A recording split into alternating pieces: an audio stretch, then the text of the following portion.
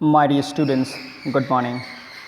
Today, I shall be taking up your ASL class and I shall be delivering you the speech given by Martin Luther King Jr. I have a dream. So here goes the speech, and the speech will be followed by some of the questions that you will have to answer. So in that way, I'm going to test your listening skills today. So let's start. I'm happy to join with you today in what will go down in history as the greatest demonstration for freedom in the history of our nation. 50 years ago, a great American in whose symbolic shadow we stand today signed the Emancipation Proclamation. This momentous decree came as a great beacon light of hope to millions of Negro slaves who had been seared in the flames of withering injustice. It came as a joyous daybreak to end the long night of their captivity. But 100 years later, the Negro still is not free. 100 years later, the life of the Negro is still sadly crippled by the manacles of segregation and the chains of discrimination.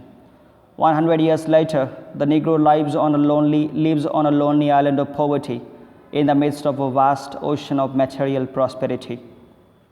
100 years later, the Negro is still languished in the corners of the American society and finds himself in exile in his own land.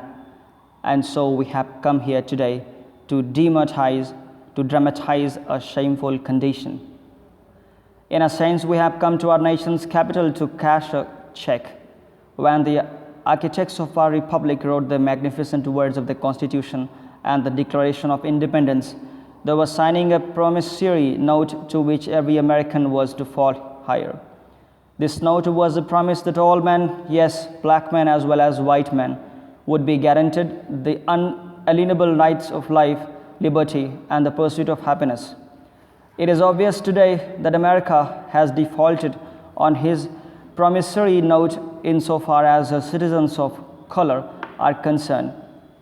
Instead of honoring this sacred obligation, America has given the Negro people a bad check, a check that has come back marked insufficient funds. But we refuse to believe that the Bank of Injustice is bankrupt. The Bank of Injustice is bankrupt. We refuse to believe that there are insufficient funds in the great vaults of opportunity of this nation. And so we have come to cash this check, a check that will give us, upon demand, the riches of freedom and security of justice. We have also come to this hallowed spot to remind America of the fierce urgency of now. This is no time to engage in the luxury of cooling off or to take the tranquilizing drug of gradualism. Now is the time to make real the promises of democracy. Now is the time to rise from the dark and desolate valley of segregation to the sunlit path of racial justice. Now is the time to lift our nation from the quicksands of racial injustice to the solid rock of brotherhood. Now is the time to make justice a reality for all of God's children. It would be fatal for the nation to overlook the urgency of the moment. This sweltering summer of the Negro's legitimate discontent will not pass until there is an invigorating autumn of freedom and equality. 1963 is not an end but a beginning.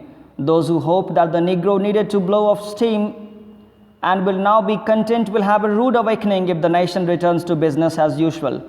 There will be neither rest nor tranquility in America until the Negro is granted his citizenship rights. The whirlwinds of revolt will continue to shake the foundations of our nation until the bright day of justice emerges.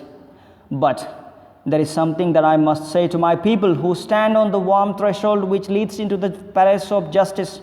In the process of gaining our rightful place, we must not be guilty of wrongful deeds. Let us not seek to satisfy our thirst for freedom by drinking from the cup of bitterness and hatred. We must forever conduct our struggle on the high place of dignity and discipline. We must not allow our creative protest to degenerate into physical violence. Again and again, we must rise to the majestic heights of meeting physical force with soul force. The marvelous new military which has engulfed the Negro community must not lead us to a distrust of all white people, for many of our white brothers, as evidenced by their presence here today, have come to realize that their destiny is tied up with our destiny. And they have come to realize that their freedom is inextricably bound to our freedom. We cannot walk alone. As we walk, we must make the pledge that we shall always march ahead. We cannot turn back. There are those who are asking the devotees of civil rights, when will you be satisfied? We can never be satisfied as long as the Negro is the victim of the unspeakable horrors of police brutality. We can never be satisfied as long as our bodies, heavy with the fatigue of travel, cannot gain lodging in the motels of the highways, of the hotels of the cities. We cannot be satisfied as long as the Negro's basic mobility is from a smaller ghetto to a larger one. We can never be satisfied as long as our children are stripped of their selfhood and robbed of their dignity by signs stating for whites only. We cannot satisfied as long as a Negro in Mississippi cannot vote and a Negro in New York believes he has nothing for which to vote. No, we are not satisfied, and we will not be satisfied until justice rolls down like waters and righteousness like a mighty stream. I am not unmindful that some of you have come here out of the great trials and tribulations. Some of you have come fresh from narrow jail cells. Some of you have come from areas where your quest for freedom left you battered by storms of persecution and staggered by the winds of police brutality. You have been the veterans of creative suffering. Continue to work with the faith that unearned suffering is redemptive. Go back to Mississippi, go back to Alabama, go back to South Carolina, go back to Georgia, go back to Louisiana, go back to the slums of ghettos of our northern cities, knowing that somehow this situation can and will be changed. Let us not wallow in the valley of despair. I say to you today, my friends, so even though we face the difficulties of today and tomorrow, I still have a dream. It is a dream deeply rooted in the American dream.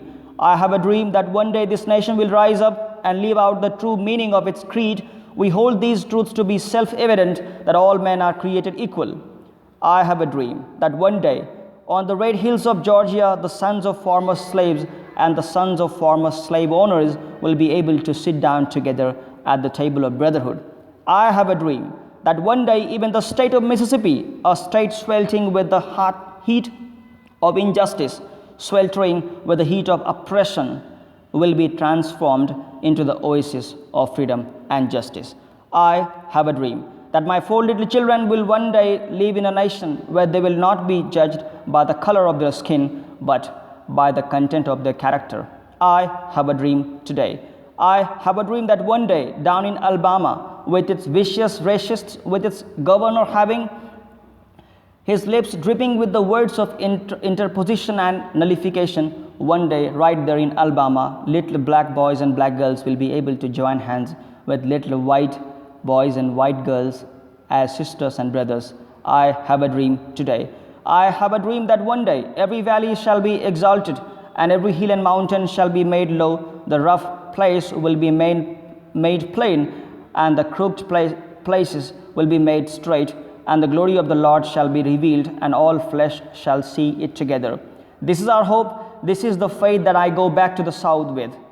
With this faith, we'll be able to hew out the mountain of despair a stone of hope. With this faith, we'll be able to transform the jangling discords of our nation into a beautiful symphony of brotherhood.